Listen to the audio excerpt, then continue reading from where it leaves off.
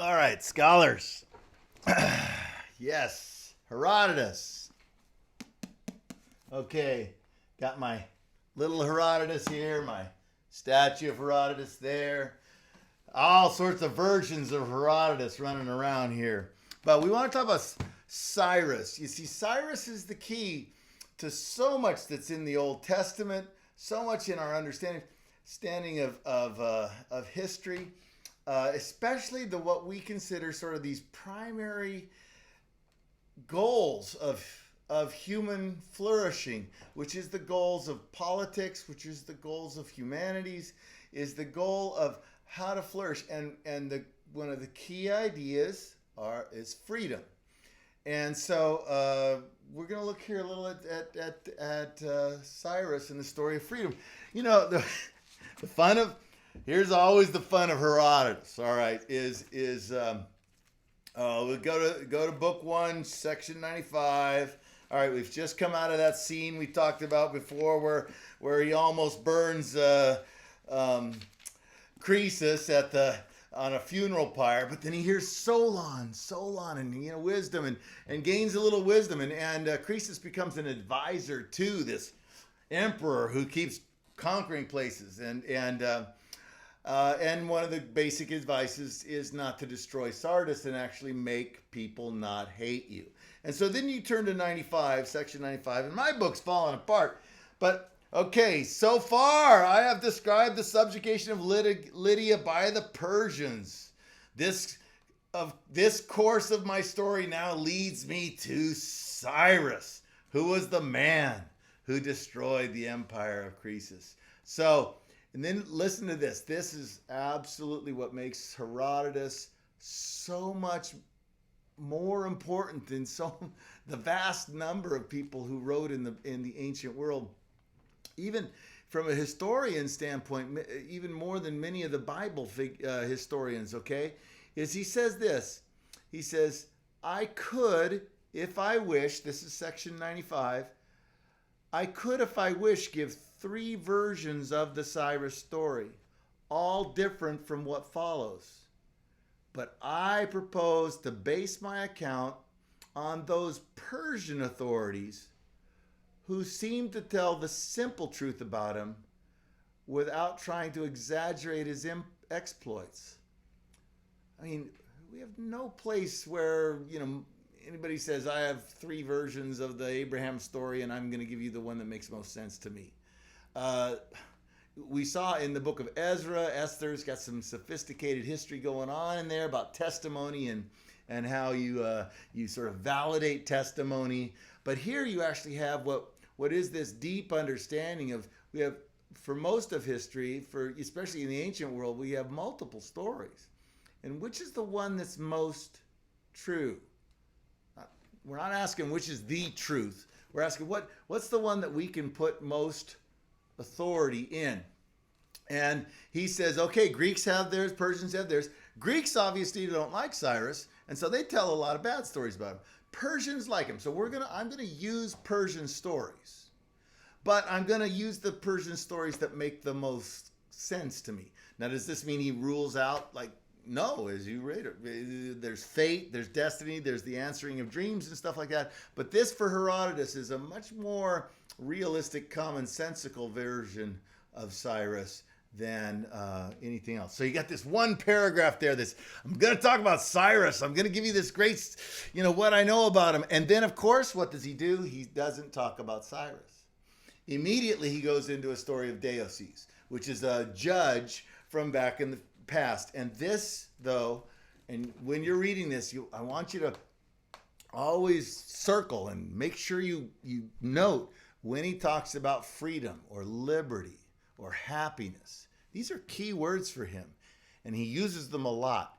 And when we see them, boom, we should think about them, okay? So he's going to give stories of people getting free all the time. And the story of Deioces is how the Medes.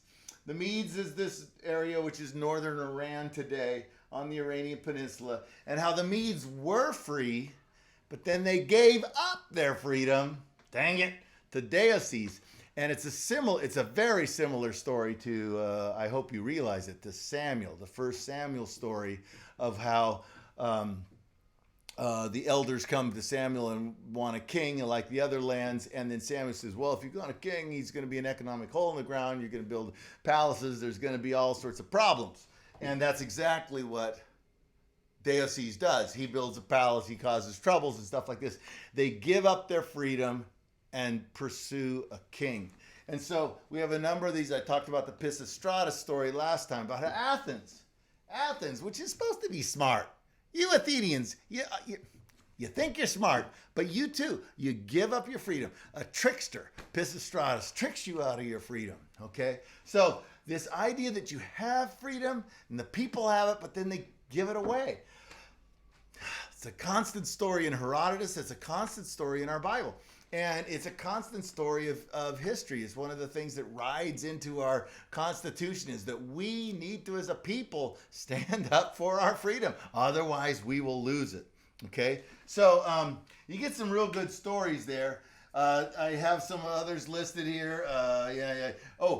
Cyrus in 126, you read it here. He calls for the men of Persia to follow him. Men of Persia, 126. I'll go to that passage. That's a good passage here. Follow me and I will make you free. Okay. Here. Men of Persia, listen, obey me, follow me, do what I tell you, take my advice, win your freedom. Is that Cyrus presents himself in Herodotus, and Herodotus presents him as a freedom giver, a freedom bringer. Cyrus is not an oppressor, okay? Cyrus has faults we'll talk about, but Cyrus is not an oppressor. Egyptians, we'll be reading them in book 2. Those are the oppressors. Those kings took away freedom. Cyrus is a king who actually is able to encourage freedom. It's sort of an interesting thing here. So freedom becomes this very complex thing, but it comes out of obedience to Cyrus in Herodotus, which is, Jesus talks a lot about freedom. Freedom's a key idea in our New Testament. Jews come and says, the truth is going to set you free, and they answer him, we are Abraham's children. How can you say we're not free? And then he says, if the Son sets you free, you will be free indeed. This is typical of Jesus. He takes this political language of freedom, a language of the Middle East, a language of West Asia and the Greeks. It's very common at the time, and this is written in Greek. That term, eleutheria, which is the freedom word there, is the standard term that comes down to us as freedom. And Jesus says, I'm going to make you free indeed. Once again, he usually takes steroids and puts it on, he takes it at a point and puts it on steroids. It's like freedom, and then there's free indeed. And this is where Jesus, the language of Cyrus is applied to him. He's Lord of Lords, King of Kings, And so that's a key. And then Paul, of course, in Galatians, it is for freedom that Christ set us free. Stand firm then, and do not let yourselves be burdened by the yoke of slavery. This is the religious language which ties to the political language, which is completely throughout Herodotus, and it's completely throughout our Bible. Is people have freedom. Freedom is offered to them, but they give it up. And you have to stand firm with it. Okay, you, my brothers and sisters, are called to be free. But do not let your freedom indulge the flesh, rather serve another humbly. So freedom should actually be part of service and stuff like that. This is where, Cyrus is saying, obey me, work with me, and you will be free. Freedom comes within some constraints, but it is a true freedom. Okay? So this is Herodotus writing, 450 years before Christ. And he is like touching on all of the issues which are the dominant issues of today's politics in America, of the world idea of good government. Good government should help humans flourish, and that should be human rights, human freedom. Okay? So, Wow, and so this is what makes the ancient world so interesting. Here's another one, is he's gonna make the Greeks here are gonna find freedom from Ionia by moving, and this is a thing in Herodotus too, is where you go travel for freedom. Okay, so this is a memory that's a stone, a pillar that Cyrus put up down in the southern part of Iran. It's still there, and it's this, I am Cyrus, king and Achaemenian. This is his family name, the Achaemenids, And then we have that Cyrus cylinder I talked about last time that goes very similar with the book of Ezra. It's about Cyrus making his desires to make people happy so that they don't rebel. And with that happiness comes freedom. And so Cyrus, very interesting figure, and we get this story of his birth. Scary story of a guy who Harpagus is sent to kill him, but who saves him? The whole story of Cyrus wouldn't have happened if a woman, a shepherd woman, hadn't saved him. And I think her name is Kinoa, which is Greek for a dog, like cynic. But so he is saved. He rises up because the fates, there's dreams, there's a destiny. He comes up. Harpagus is going to help him actually rise up against his grandfather who tried to kill him. It's a great story here. And Harpagus, remember, had to eat his own child and then stand up stoically. But then, boom, that's going to be helping. So you have this tyrant grandfather and a son who is going to bring freedom to the world, all right? And there's lots of good stuff in here, but I wanted to run to the story of, you get to the story of the conquest of Babylon. And in Babylon, you have a very interesting situation where the person who seems to be running Babylon in Herodotus and in the Bible is a woman. And for Herodotus, it's this Queen Nitocris. Now, these names are always weird. In fact, Cyrus never called himself Cyrus, and that's a Greek way of talking about Cyrus. And Jesus never called himself Jesus, So the thing of, we have, coming down from history, all these weird names. And so we're not sure how to handle the name Nitocris. But there does seem to be this interesting fact of something's going on with a woman in Babylon. And Nitocris is presented as the person who builds up the defenses and all that sort of stuff to work with Cyrus. And then Darius comes in, which is, instead, Cyrus comes through and leaves, Darius comes in. And so that's an interesting part with Nitocris. And then to close it off is we get the death of Cyrus. So this is like from birth to death is about, 40 pages, 45 pages. That's like a gospel. That's like your New Testament. And this is like Roman literature that's going to develop these little short biographical sketches.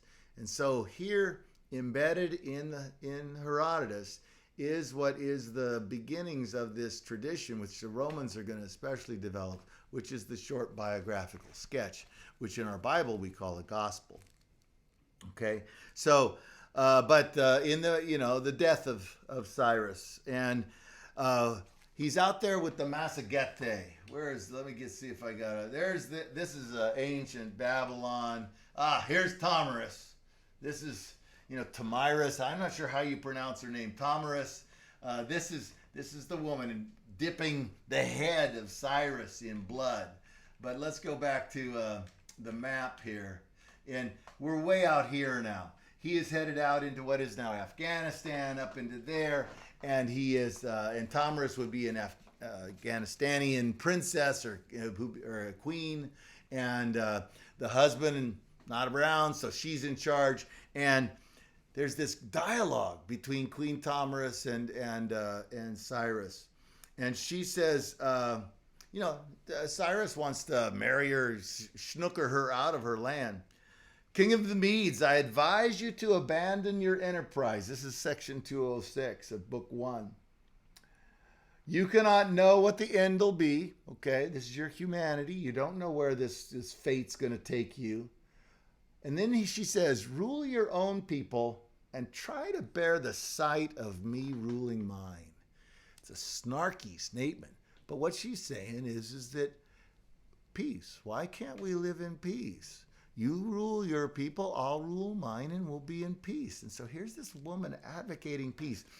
And then she says, but of course, you will refuse my advice, as the last thing you wish for to live in is peace. Remember, there's a war and peace theme throughout this. And Croesus had said, earlier at the end of his when he would just got off the funeral pyre, Croesus had said, only a fool prefers war to peace. Well, Cyrus is a fool. Cyrus is a fool who prefers war to peace. What's wrong with you, Cyrus? You got everything, and yet you want more and more and more. And so Cyrus, who is the most powerful, richest, most amazing person in the world, has this deep flaw in him. He cannot live in peace. He can't be content. The book is so much about how contentment, if the world would be a better place if people lived with contentment. But we know we're like flawed. We're deeply sinful. We're deeply flawed people who give up our freedom. We could be free and content, but no, we could be happy. Like when Solon advised Croesus in the beginning of book 1 about happiness. Where is true happiness? Well, it ain't in being rich. It ain't in being powerful. It's having a good family and stuff like that. Where is happiness? Where is freedom? Herodotus is constantly exploring these questions without directly telling you he is. It's not a book of philosophy. It's not analytical. It's a book of stories. And with these stories, he believes that he is telling you the most true stories he can. Now, he tells some far-fetched ones every now and again, I think, for fun, and he expects you to laugh at them, take a giggle. But on the other hand, is that in general, like he is analyzing and telling us today who Cyrus was. And Cyrus was this chosen person to expand freedom in the world, but was deeply flawed. And so this is how we read Herodotus. This is how we keep going at it. And so I encourage you to keep at it. We're going to go. Book 2 is about Egypt, and it's a different kind of stories and much more comprehensive history of Egypt goes on in book 2. But book 1, Herodotus is so he is becoming more and more popular now in our postmodern world, because people are realizing that he was maybe this figure of great wisdom, and he is the father of history. History brings us this great wisdom about how flawed things are, and how circumstances create other circumstances, and then how people's decisions are so important. And the future often depends upon that. Okay, so let me get out of here.